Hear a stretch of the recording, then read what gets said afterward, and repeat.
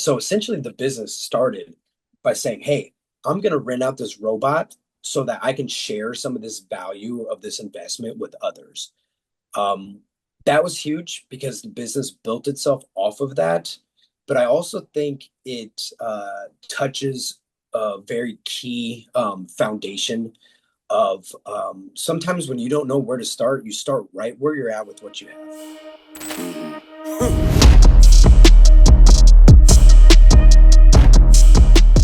All right, guys. Hey, welcome to Savage Systems Podcast. This is number one.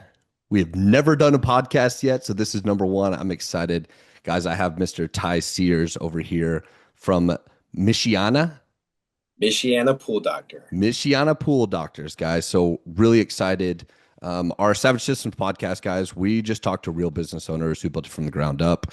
We're just going to be asking some fun questions and have casual conversation and really just kind of talk to Ty about how he got into the business and, kind of what it takes, like Ty runs a really, really good business, guys. And I think you can get some really good nuggets out of just some information, right? It's just good basic information of like, man, if you're in the pool business or if you're looking to get in the pool business and somewhere, don't put a pool business next to him because he's already kicking butt. But if you're, there'll be lots of good nuggets in here. So, Ty, go ahead and introduce yourself, man. Tell everybody who you are, where Yeah, you're at. TJ, thank you for having me. It's a pleasure to be here. I'm lucky to be guest number one. That's cool, man. But yeah, no, thank you for having me. My name's Ty Sears. I did start a swimming pool company called Michiana Pool Doctor. It's been a very fun ride over the last 8 years. I've learned a lot, and hopefully this video will help some other small business owners or entrepreneurs looking to start their own thing. Cool. Awesome. So, Ty, let me ask you this. So, I guess just talk to us about like how, early on, even before the business, like kind of what'd you do before, kind of what led into the pool industry? Yeah, so TJ, this was my first shot at business, right? This wasn't the first chance that I took. I was a corporate executive for logistics and supply chain companies prior to starting Michiana Pool Doctor, and I had done some things on my own before this. I had been a fleet owner with some semi trucks. I had also started a couple of trucking operations, and ultimately those end up closing.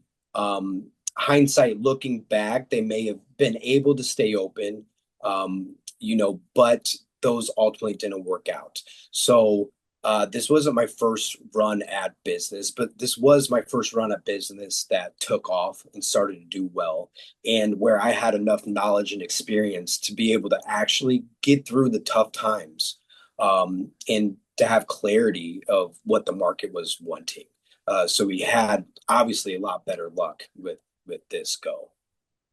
Yeah, that's great. You kind of mentioned in your questions that we just kind of like ask is you were wanting to have like a little bit more protection, like against that corporate risk and more something like you said, it sounds like you did some research on it and you were like, you know what, this is what the area needs. They're probably missing on that. Is there a lot of competition in your area? There wasn't much competition, and there were things that built upon this, right? And I think this is very important. So there's jobs that I've had earlier in my career. I was a machinist for a little while. I was an electric motor mechanic. I was obviously a freight broker. I was a sales rep. I had done collections. So I've been in lots of parts of business. I've been an owner, a manager, and an employee, right? So there were lots of parts of business that I'd done before this, and there was a need for the swimming pool company here. Ultimately, I had looked for a swimming pool provider to be my provider as to handle my swimming pool while I was an executive for logistics and supply chain. When I couldn't find that, I decided to start something that I was looking for, right? It doesn't exist. So let me go ahead and start it. Let's just see what happens. And there were some other thoughts that came into play with that. Early on in my career, I was with a company called Express One. We had a stock symbol called XPO. We were acquired and we changed our name to XPO Logistics. And we started to go, the company started to go on a huge merger and acquisition. run. So I had seen the where business can elevate to, and I had also seen some of the consequences of that. When I joined that company, I was the youngest one on the team. There were 60 employees. The top guys in their 50s and 60s, right, had been there for the life of the company, some of them have been there for 15, 20 years. One day in 2008, everybody's brought into an office, and they said, hey, we're going to read off some names. So they read off 15 names, and I was one of those names. I think I was the last one. And I thought, well, shoot, I just got fired, right? I like this company. This is going good, and I just got fired. And they said, after they read the names, they said, if we did not read your name, I'm sorry, but we have to let you go. The economy is very bad. We're doing everything to save this company. So 60 people went to 15 in the matter of a day, 5 minutes. Uh, Wow. and I watched people with, fully vested 401ks, fully vested investments, making $100,000 plus a year, essentially walk out, get in their Corvette, not knowing what they were going to do with the rest of their lives. And some of them are crying. And as a young, aspiring corporate professional, that stuck with me forever. And as I got to be a higher paid professional in the logistics and supply chain business, I always remembered that. And part of starting a business that was not available to me to use as a customer, another part of that was this is a safety net as I am now that high paid executive. And I don't I want that, love that. right? And, as the story comes out, 2020 comes, right? And Michigan shut down the state. And I was director of automotive for Michigan. So we essentially shut down operations. And I could have stayed if I wanted to, but my days would have looked a lot different. So ultimately, the same thing happened to me where a corporate change out of the blue, with the little heads up, came. But this time when it came, you know, I had a company that needed me at the exact same time.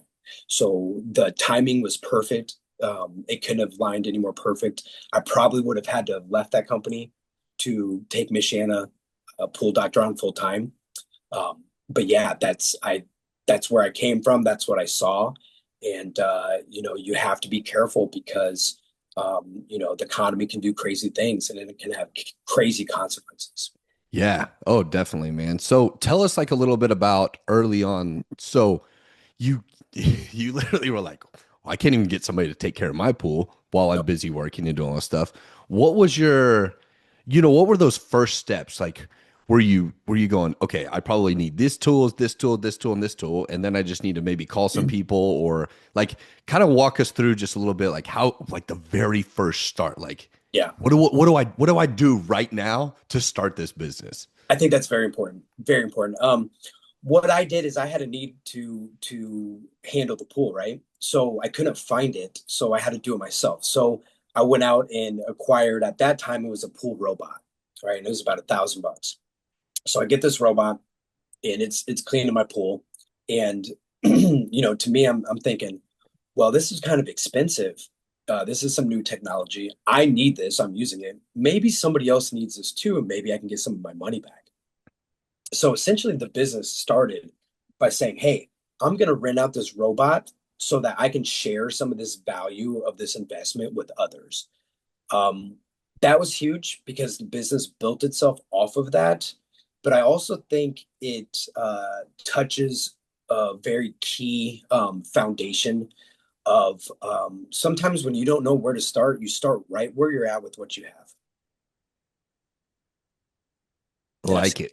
time and time again. Yeah, no, definitely.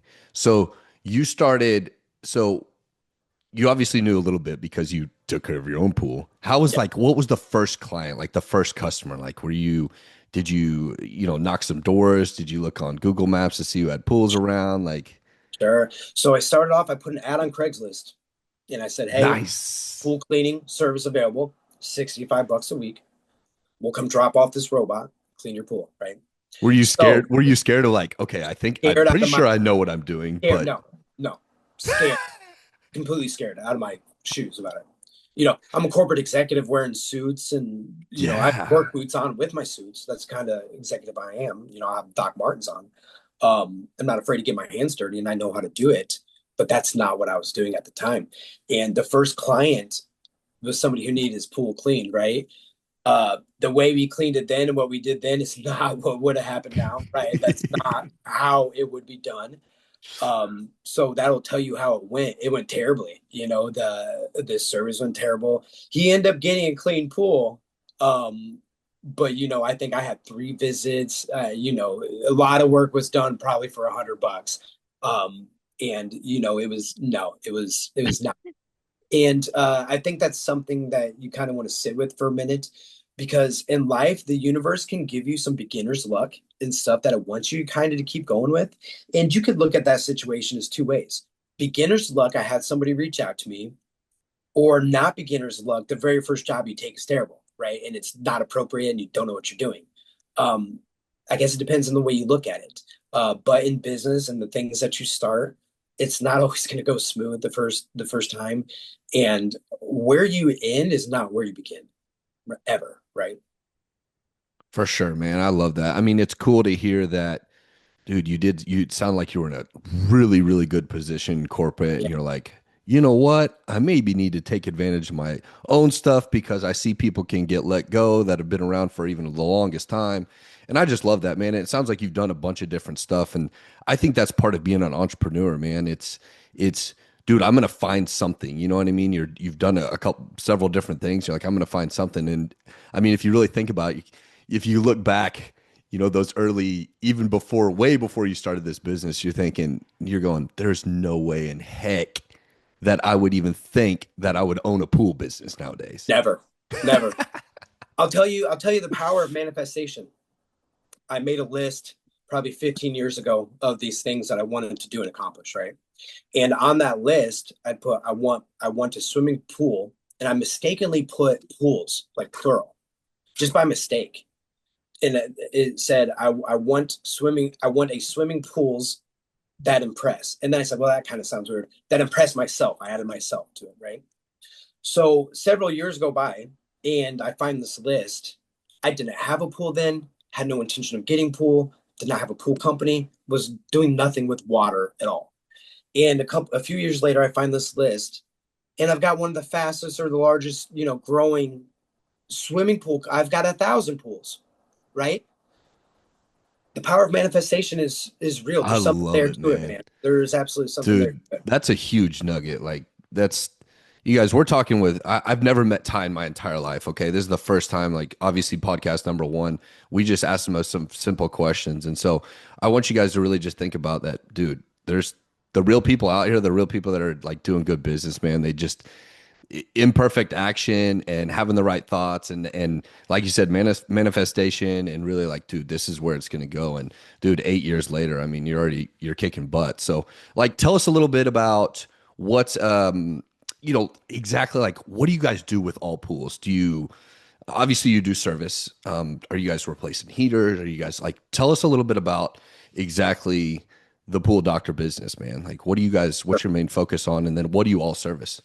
Yeah, so our main focus right now is on restoration and remodeling of swimming pools. We can take a swimming pool that's aged or looks like it's out of commission, and we can bring it back to reality and bring it back into service, and you can gain another 30, 50 years out of it. Another thing that we're doing, as this industry's, you know, pretty old, in its legacy with the technology that it uses. You know, we're huge on implementing the technology. So we do a lot of automations where you can see your swimming pools from your phone. A lot of Airbnb clients actually use us to monitor their swimming pools, and we also do consultation work. So a lot of Airbnb owners all over the country, you know, have a subscription with us where they can reach out, or usually it's their property or their property manager or maintenance managers reaching out saying, you know, and we give them things to do while they're there, and they send those back, and then we tell them what to do. So we do things like that. And as far as the business goes, there's stuff that we've had to do to be able to allow ourselves to do this. Very early on, we had huge demand up here in Michigan. It's more of a seasonal business. which presented its own challenges. But we What had to, what's the timeline like for Michigan pools? Like, what's the all right? We're going to start opening pools, da da da, and then when does people typically start closing them? so it used to be May, the end of May to September 1st, basically. Then it kind of went beginning of May to the end of September. And now sometimes we see it mid-April to November 1st sometimes. Wow. Um, yeah, and that's for the typical owner, client that has a pool. A lot of our client base also does that. Memorial Day to Labor Day has always been the safe bet historically. As the weather's changed, some of that's changed a little bit. As a business guy and as a business owner that strives to retain top quality talent, seasonality is not your friend. So we have had to work diligently to become a non-seasonal company, so that we can retain our top talent and be a strong company. A weak company is not a good provider, right? You want strong providers out there, strong financially, strong with their knowledge, strong with their talent, strong with their commitments. Um, yeah, so we've worked hard to reduce that Dude, I seasonality. love that. That's good that you're really just thinking, you're thinking smart. You're not thinking about just not only are you thinking about right now, obviously taking care of the company and doing good work and all that stuff, you're also thinking about the future. Like, hey, how can we continue to keep, like you said, man, keeping top talent is especially in a seasonal business, like, dude, you dropped it. That is very difficult. And so I think, man, that's super smart of you to just be like, how can we keep these guys busy? How can we keep them around year round, you know? And I think that's great, dude. Like, I think that's totally great. So are you guys what would you say like you're most known for? Obviously, you're doing the restorations. Do you guys like if I my pool heater went down, am I calling you to say, hey man, Yep, can you guys come look at my pool heater? yep, If I've got a I'm sure you do. Do you guys do leak detection too as well? yep. We do that. Nice. And so there's services that we've added on over the years, Hmm. and then there's services that we've taken away too. You want to specialize a little bit, and this actually brings up a good topic. We do swimming pools, right? And we do 5 to 10 services we specialize in. Draining a swimming pool. Let's just say you turn all the equipment off, you want to take the water out, right? It doesn't take a genius. There's a couple ways to do it, and it's not that difficult. One of the ways you can do it is to drop a pump into the water, right? Right? Drop a pump into the water and let it pump out. Easy, right? Your pool company, you don't currently do that, right? Well, hey, this is an easy task. I should offer this task. Well, something we've learned is what is easy is not necessarily easy, especially when you start. You know, if okay, I'm going to offer this draining service. Okay, are you at the customer site? Okay, if you're deciding that, then you ultimately have to leave, right? So there's one trip. Okay, do you have a price to it? We have to figure out your price. Are you profitable at that price? How much time did it take you to do that? You have to go get the tool. You have to go into the store to get the tool. You have to wait at your house for the delivery of the tool. When the tool gets there, you have to unpackage the tool. When you get the tool back to the location, did you forget something? Did you forget the extension cord? So in life and in business, what I've seen is what is easy is not necessarily easy. And I think it really, hits the point that you want to specialize. You can specialize in something that's easy. You But know, you're right though. This simple example that you just gave is perfect because if you say, hey, we can drain your pool, right? People are like, well, I can do that. And you're just like, yeah, go right ahead. You got to go to the yeah, store. You do exactly what you just said. And people pay for convenience. We all know that, man. And I think that's so smart of you to say it is a simple task once you guys have the equipment, right? Yeah, we understand what we're doing, all that stuff. But it's something that you go, oh, well, people know how to do that. They can do that. Instead, you're going, no, we're going to offer that and we're going to put it in place and see. And I'm sure that's what you guys do a lot of, probably every single year. Do people in Indiana, do you guys typically, does everybody drain their pool at the end of the year? you typically don't want to drain a pool if you don't have to. Okay. But a swimming pool should be constructed to be able to have the water drain because there could be situations where you need that water out. For sure. For sure. For sure. Man, that's cool. Yeah, that's really smart. Like that's totally smart. And it's, it definitely sounds like you guys have, you started with one thing and now you're all right, we're adding on different services and then got into restorations. Which man, it's smart. It's like we can't just continue to do one thing. Do you guys see more? I don't know that much about the pool business. I was telling Ty earlier, I've helped back in the day, I helped somebody build a pool. I worked for a construction company, helped them build a pool. Do you guys do, is it liner pools or is it gunite pools? What do you guys mainly, Yeah. what's up there? So our main specialty right now and what we really focus on is the restoration of pools, primarily the pool surface. We do have cool technology and a cool product that we use. It's made by a company called EcoFinish. It's a thermal polymer gun. And what that is that means we're using a flame with compressed air and we're blowing through a powder plastic that gets melted when it exits the gun onto the surface. Now you can put that speckled plastic coating on steel, concrete, plastic, fiberglass. You can put it on a lot of stuff, wood, but primarily we use it for swimming pools, and that's our largest area of our company. We don't necessarily have to have a pool outside to do that. There's lots of indoor pools, right? And then it's also needed all over the country. So that's kind of what we specialize in at the moment. And it goes to show that you can start at one thing and eventually be doing something else, still inside your same niche, right? Of So course. when I first started the swimming pool company, being an executive, I had some people say, "Wait, you're an executive? You want to go be a pool boy? Like, what's going on?" And my response or my thought was, well, I never told you I wanted to be a pool boy. I said I wanted to have a pool company, right? And there's a little bit of a difference there. Um, and essentially that's what we did. And you have to know that there's going to be people to say that, that will say that. So what, you want to start a taxi cab company when you're really trying to start a fleet of Uber drivers, right? So you've got to be clear in yourself. You can't let other people make decisions for you. You got to be confident in the decision you're making. There's also something I used to think about too. I was making well over six figures, and the first job was a $65 job out in 95-degree heat, down in a pool and what looked like a little rainforest, crawling through all this stuff just to get to it and sweating. Oh Um, yeah.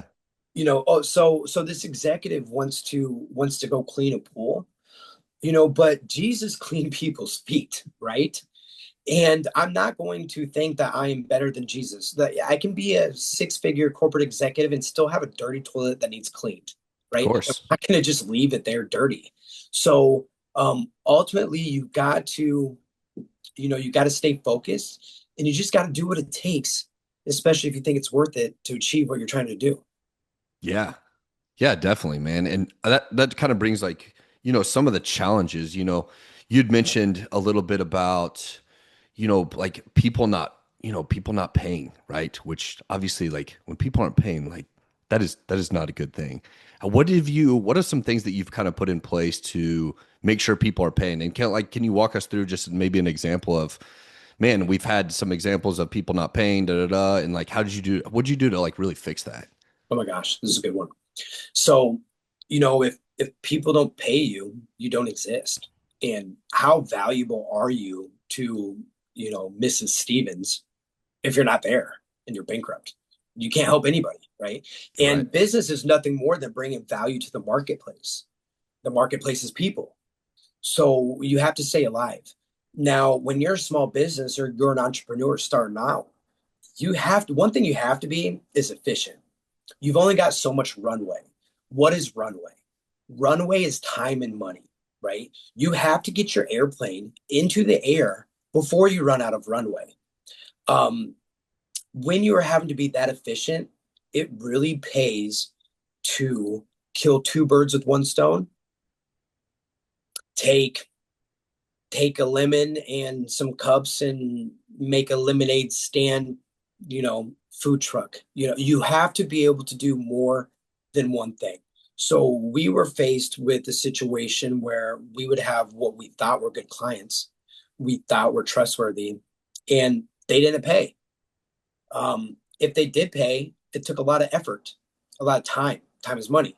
It took a lot of effort from me or from an employee to track it down, to find you. Even if they were ready for you at the end of the job, how many times do you just take a payment from somebody and just walk away? You know, you at least chat with them for 2 minutes, see how they're doing, right? You want to, you're probably just interested in the day that much yourself. Like, hey, how's it going, right? Well, some of those conversations can be 5, 10, 15, 20, 25, 30 minutes, an hour, if they even answer the door, if you can find them again. So very early on, we went to a prepay model. And there's something that I learned from that too. Nice. Because when you're a small business and you're moving quick, we were prepaid and we still had people that didn't prepay. And they still were somehow got around prepaying. And then they also failed to pay. So you can be a prepaid company and still have people not pay on invoice terms, right? So Was that's this more on the subscription side, like pool cleanings, or is this possibly like big jobs also, or where do you think what was the they were both. They were both. both? Yep. They were individuals, companies, hotels, and a lot of these happened after we put in the prepaid model. Now, there's a couple of things that came into play with putting in the prepaid model. I still had employment at that time when I put in prepaid. Prepaid was also not very common in 2019. So we got a lot of missed, people wouldn't, no, we're not going to prepay. And we knew that though. But there were a couple parts to that. We knew that we couldn't service everybody. We had a feeling that more people would say no than what we wanted to. It was actually a little bit less people that said no than what we thought, but it's still a good amount. Um, but I also decided one day, you know what? This company's going to work for me, right? I didn't start this to be an inconvenience, a burden, or stress or anything like that. And it's going to have all those things. It's going to have inconveniences, burdens, and stress. But I did not start it for that. And I decided that, you know what? If I don't want to do something, I'm not going to do it. And I decided that if you wanted pool services from our company, we were not going to be a bank because we were not a bank and we were not trying to be. And we were not going to be a credit facility because we were not one and we were not trying to be. We were going to be prepaid. You can book our services if you want it and prepay it so we don't have to track you down. So we can be efficient with our time, keep our prices cheap, make sure that we're available for the people we should be available for, which is the paying customer. So not Man, only and those are the type of people too, is like, the second their pool turns green or something like that.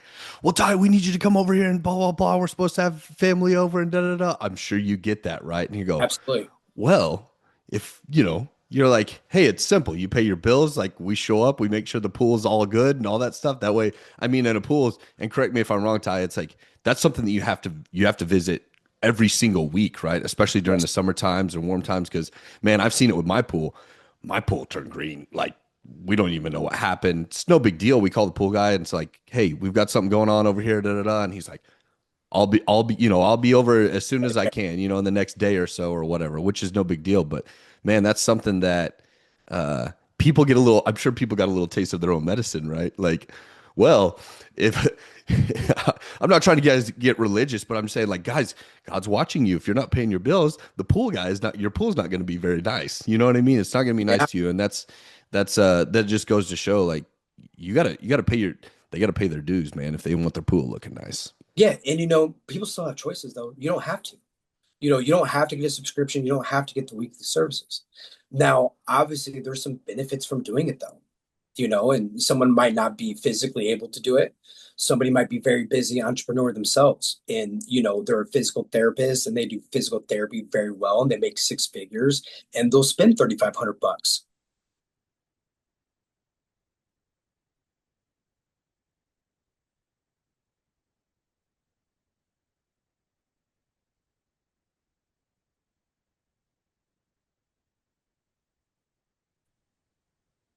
There you are. Oh, there we go. Can you see me? Yeah, we had Okay. a we had a little freeze. Yeah, so there's multiple reasons why somebody may want to do that. Something that it makes me think about being in 2025 where we're at now. We're in an era where there's a lot of specialty stuff, a lot of cool stuff that can be done, but not necessarily a lot of people that can do it. And usually when you're engaging in something like that, or you're a user of something like that, those people are helpful to you. And there can be tense times too, right? Your pool went green. This guy is your pool guy. He's the only one in the area. You really like what he does, and you're frustrated because you have a party coming up. Well, you know what? There's still a relationship there, and that relationship needs to be preserved because this isn't just one day in your life you're going to use this pool, right? You're going to be the owner of this pool until you're not the owner of this pool anymore. And if you like that guy and he's a good person, he's going to have his losses too. He can have an undefeated season, and the next year he's got 10 wins and one loss. What's the one loss? Maybe he left your water on. Maybe he forgot to get to you that day, right? We want to make sure we're valuing relationships in this day and age too. How do you, and that's, how do you really choose? Are there times where you guys, I guess, let customers go, or, how do you choose or qualify the right customer? We try Um, not to choose. Yeah, we try not to choose because I don't want that on my shoulders, because I have enough on my shoulders anyways. We of try to course. let the processes and the systems of the company make the choice for us. So for example, prepaid, we're a prepaid service and not everybody's willing to prepay. So that right there splits that right there funnels in the clients that we're looking for that we know we're not going to have an issue collecting payment because they're paying before the service is done. um and some of our clients want something extra done in their service. Our services are standardized so that we can be very good, and so there's clear expectations. You want to be very careful in businesses and situations that can have open assessments, right? So I clean house. Okay, hey, how much do you charge to clean a house? $100. Okay, I have a house. I want it cleaned. $100? Yes, $100. Well, this house is giant, right? And this house is trash all over, right? Well, okay, you go and you clean it up, and it's cleaned up. $100. Oh man, I wasn't expecting this. This is way bigger, way dirtier than I thought. But well, I told her $100. I cleaned it. Your version of clean might not be their version of clean. And you want to figure that out very quickly if you're trying to do a business at scale, right? So a lot of our stuff is standardized. There is no, oh, well, their opinion is this and our opinion is it was complete, right? No, it's this is what's included in what you're buying so that we're very clear, so that it's very clear what you're buying and what we're giving. And some of those may not be good for a client. They may want something that's not included, or they really might want an opening guide to where, oh, hey, they've got a pile of leaves that they want put in the trash can too, and they want to be able to ask them while he's there and make them do it, right?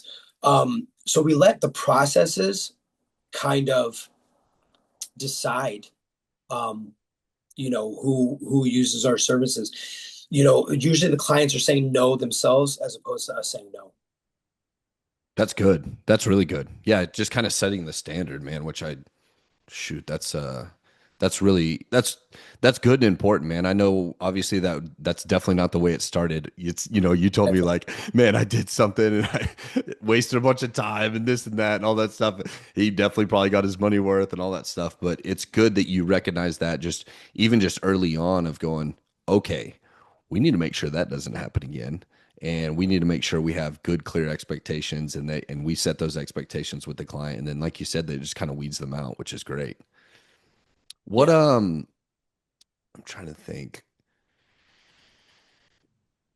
Do you guys, let's see here, as far as working with, do you guys have a lot of your own crews, or do you hire some people to come on and do certain things? Like, man, I can't imagine that you probably have like a big crew to come in and like if somebody's pool is like massively cracked. I don't know. You tell me, like if I have a big bad, let's just say a big bad crack in my pool, are you bringing some extra crews on to help with that? In that specific scenario, no, just because that's one of our specialties. You Nice. Somebody's in Tennessee and they've got a big cracked pool, call us. We're in this area, right? There's not a lot of us that special, and we're very good at that. Yeah. But essentially, there are, like a lot of these pools will sandblast, and sandblasting might be easy, just like pumping the water out of the pool, like we said, right? Um, but what's easy is not also not easy, especially if you're not doing it every single day, because you're not going to do it better than somebody who's doing it every day. That's something that people need to realize. Um, so we will vendor out or subcontract our sandblasting. There's other services that will subcontract out, not a lot, because the stuff that we specialize in, we're actually fulfilling ourselves most of the time. Um, there there are some services that we don't do because the vendors that are available to us in 2025 don't meet our standard too, right? So Nice. we won't offer that service. Yep.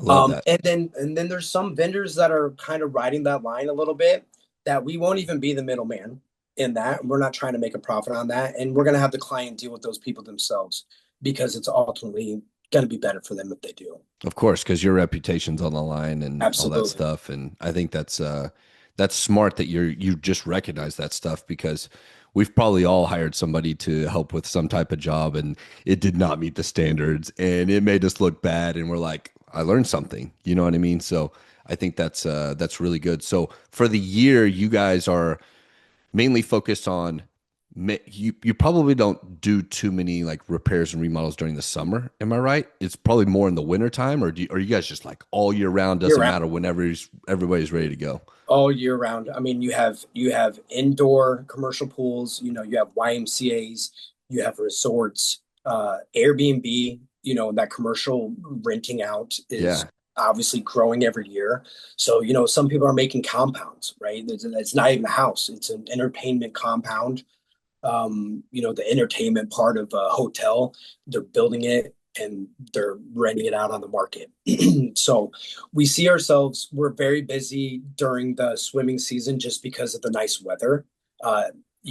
If you're just a regular residential client and you've got an outdoor pool, that's your prime time.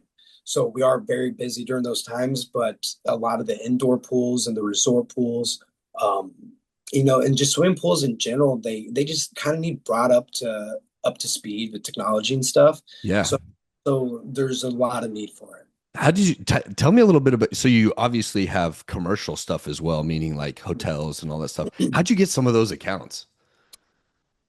Hmm. Well, that's a good question. I think in business, when you're controlling the flow, right, you have to have levers that you can pull. So what you're essentially trying to do is you're trying to create levers. And once you have a lever created, you can come back and pull that lever. I would say all of our clients have came from a mix of every lever that we have, whether it's social media, internet, radio, the truck badges, Google, Craigslist, a lot of, we're huge in the collegiate sports coaches in the area. Some of the biggest coaches in the country are our clients. I think some of those are passed down mouth to mouth, person to person. So that's awesome, man. And that's what I love to hear as far as, sometimes people just think that there's this one avenue that's just going to give me all these customers and all the things that you just listed, I think they're important, man, all across the board. All I need somebody is to see a t-shirt or see a truck on the badge or see a banner out in in a football or in a baseball field or something like that too, and obviously you guys want to be we all want to be smart about our advertising, but when you can get into a position like that to where, dude, it sounds like you're probably the number one in your area, you know what I Could mean? be, could be. And it's taken, obviously it's taken years to get there, but that's it doesn't matter. You've done whatever it takes. And that's what I love. Like, man, you have such a good mindset and like, and tell us like a little bit about, obviously we go through challenges, right? What's your mindset as far as like, all right, we've got a big problem, or how do you push through on that stuff? Like what's your, obviously do you talk with the team? Do you kind of walk me through like, hey, when we've got a big problem, how do we tackle that? Yeah, this is probably my favorite part. Um, self-development's huge. I wouldn't be here right now if it wasn't for self-development. Several times in my life, I've been in a chair that was too big, for what I was ready for. Um, and you're looking around to see, what do I do? Like, who can I talk to? What can I do? And every time for me, it's been self-development. And by self-development, I'm talking about the Tony Robbins, the Zig Ziglar, the Jim Rohn, right? Your foundational values about how you conduct yourself. Now, if it wasn't for that, we would not have the success. Those foundational values span more than just business, though. Our clients come from all walks of life, and a lot of our clients are very successful, top of their field, and they also have challenges. And they're sometimes talking to the pool guy or the owner of the pool company, right? And sometimes they're sharing those challenges. And a common theme that I've seen is, you know, if you can develop yourself and you can develop your team, you can do almost anything. And one of my favorite lines is, and my brother's is as well. He'll remind me of this every so often. But when we become the best, most attractive versions of ourselves, you can do anything. And and I've told this to college football coaches before. If you become the best version of yourself and you can accomplish anything, and then you get 50 people and you develop them into the best versions of themselves, there's almost nothing you can't do. There's almost nothing you cannot do. And that is the power of self-development and positioning yourself right, positioning yourself correctly, and doing the right things. Man, I love that. And I'm sure, are you married with kids? Yep. Man, and so I'm sure like, guys, if you're watching this, it's Ty's not just, well, obviously we're talking a lot about his business and all that stuff, which I think is, man, he's sounds like he's killing it, right? Which is great, but it's all the foundation things that he learned really just early on and probably still practice this day. It's everything trickles down, right? Anything in your business is going to trickle down to your family, to your kids and all that stuff. And so, I love what Ty's saying right now as far as, dude, make sure everything's in order. Like, be the best, show up and be the best version of yourself. Man, I remember I used to get made fun of oh, you're reading those self-help books and da da da. And I'm like, man, I've read some good stuff. You know what I mean? And I still to this day, like, I'm consistently reading because, and even going back and reading some of the books that I, read 15 years ago, to constantly remind myself because it's, I would say business is challenging, guys. You heard some of the things that, we challenged through, but everything is, I like this, man. It's like everything's figure outable. You know what I mean? I know right now, like the way you're talking right now, Ty, about your business and everything is, dude, we could have any problem. You could have any problem show up right after this podcast. And he's like, yeah, we know how to deal with it. It's all good. Not tossing chairs and being crazy and da da da. It's like, yeah, yeah, no worries. Yeah, we'll deal with that. And the good thing is like going through those experience, man, is that's just tools in your tool belt.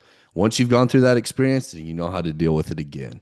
And I think that's great, man. What do you think? What's your favorite quote? What's your kind of, if you're talking to the team or whatever it is, what's your kind of live by?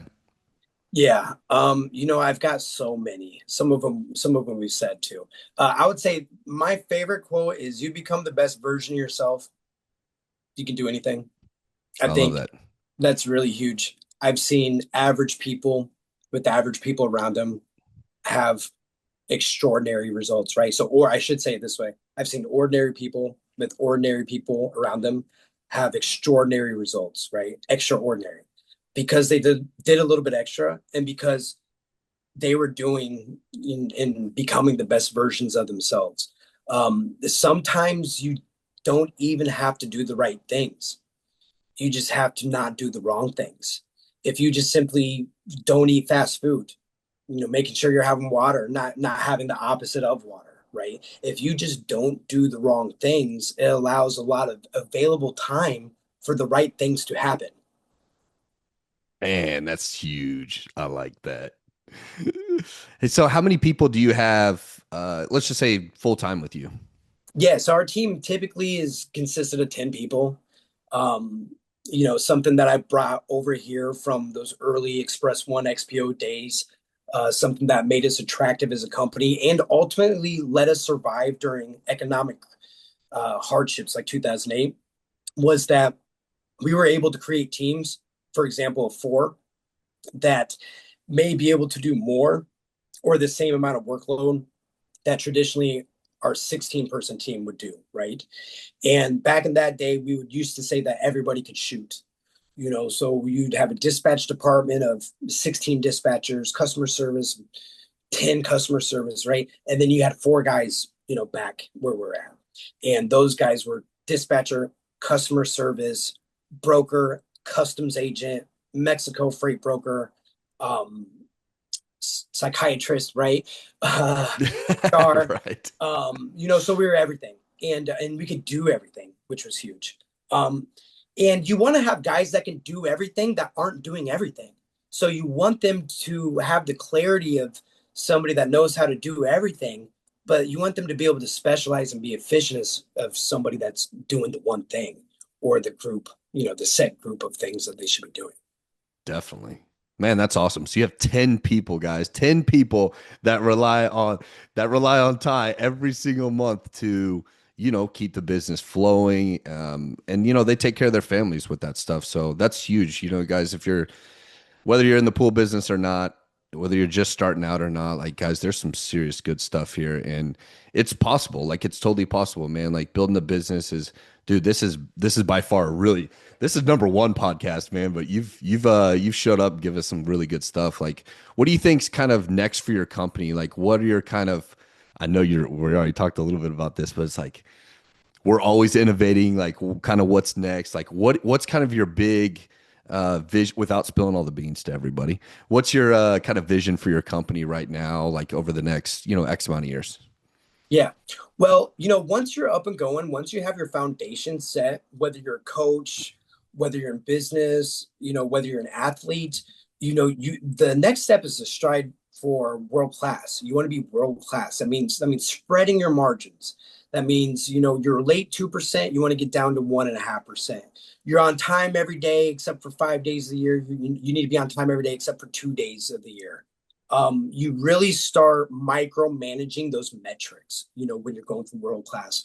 We're also going for lean, strong entity. When you've got a business, it's almost like a kid, right? So it's an infant, then it's a toddler, then it's a teenager, right? Then it's an adult.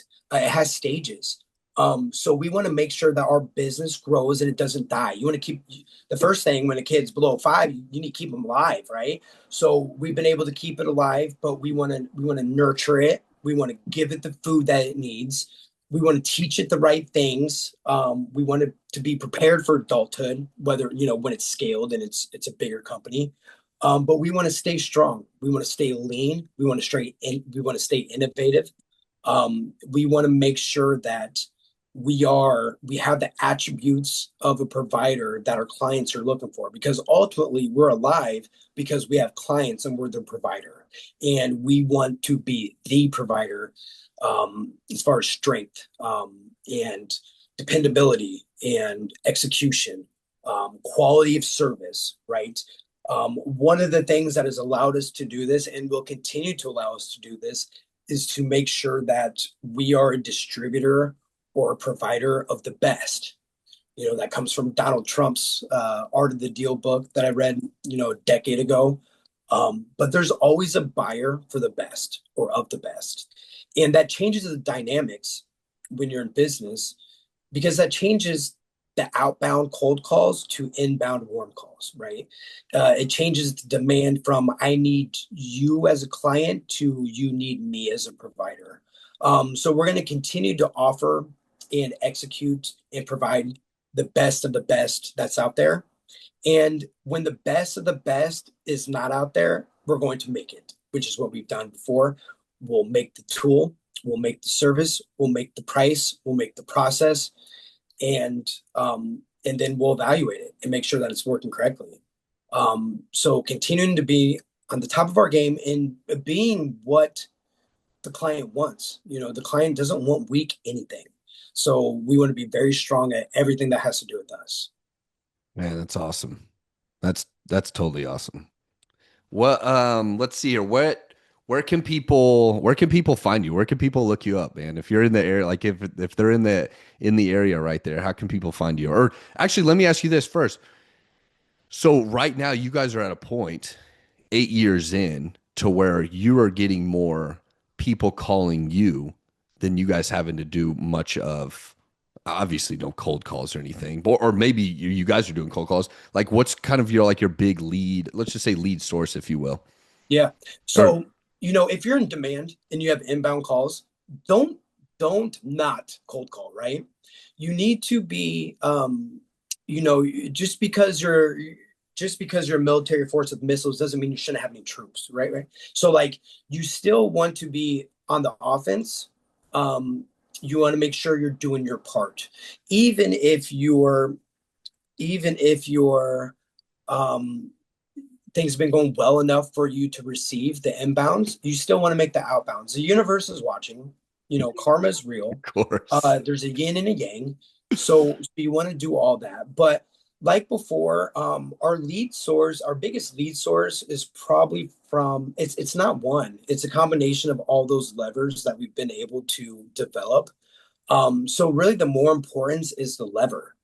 And a lot of times during this conversation, we probably talked about systems and processes.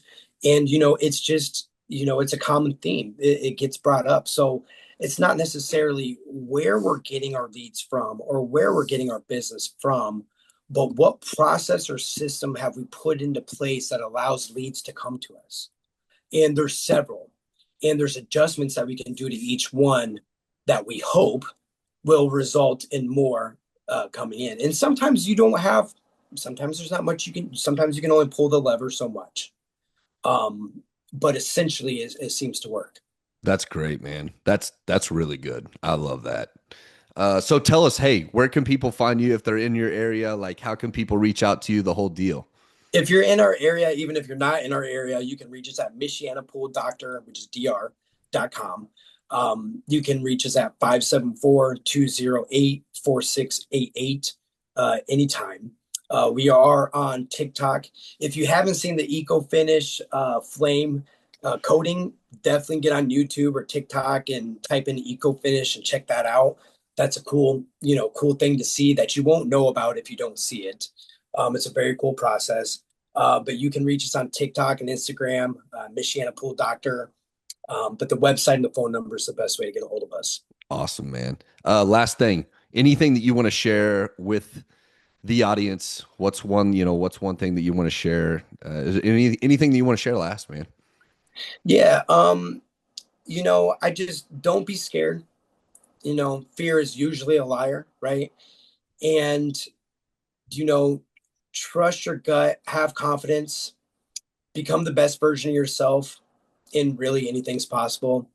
If you become the best version of yourself, and you stay intelligent and you do things for the right reasons, the world's at your fingertips. That's great, man. I love it. Guys, make sure if you're in the area and you have a pool or you need your pool serviced or repaired, anything like that, you guys make sure hit up Ty Michiana Pool Doctors. Ty, thank you. Thank you so much again for joining us for this podcast. This is #1 in the books, guys. Excited, super pumped up. We'll probably revisit with Ty here in the next like 6 months or year, see what's happening new and all that stuff. Yeah. You guys make sure to go follow him. We'll have everything down in the comments or down the in the description. You guys make sure and follow him on TikTok. I gotta go check out this flamethrower deal, man. That sounds cool. Gotta check it out. Awesome, man. It's Hey, cool. thanks again, Ty. Really appreciate it. Thanks, TJ. Appreciate it. It's been a pleasure. Yeah.